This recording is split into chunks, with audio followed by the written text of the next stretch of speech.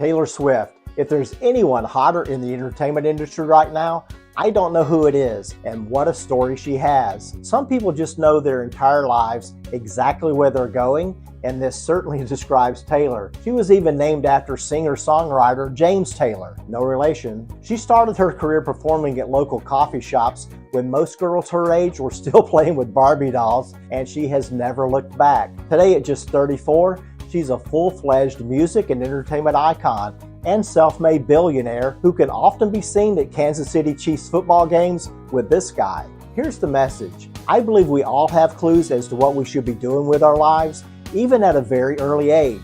Some are just better at listening to their heart and following through. And know this, it takes real courage to put everything you have into your passions. Andrew Tate, self-described top G. If there's anyone more controversial than him, I don't know about it. From kickboxing champ to a Romanian webcam business owner. Expensive cars, private jets, parties on luxury yachts, banned from literally every social media platform with a net worth of somewhere between $10 million and $900 million. Who really knows? It is quite obvious he's all about the show, and he's really good at it. Here's the point. Andrew Tate wants you looking up to him. And I'm not saying that's all bad, but what I am saying is to be careful. Be careful who you look up to. Be careful who you idolize. Be very careful whose behavior you choose to emulate, because you might end up just like them. Arnold Schwarzenegger, what comes to mind?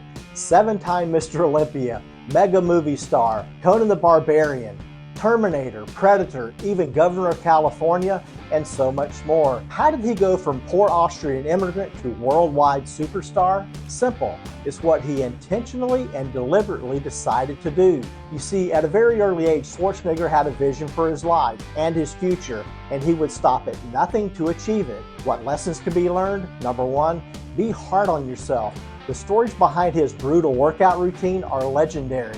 Number 2, never allow yourself to become stagnant, always moving forward and improving your skills. And number 3, never allow others to define you. Never allow anyone to convince you that your dream cannot be accomplished. Nelson Mandela, what comes to mind? Exactly how does anyone rise above being unjustly sentenced to life in prison to eventually becoming president of the very nation which had imprisoned him? Indeed, Nelson Mandela spent 27 years as a political prisoner, heroically standing up to a systematic policy of racial discrimination in South Africa, enduring horrific and unyielding punishment, and barely escaping the death penalty.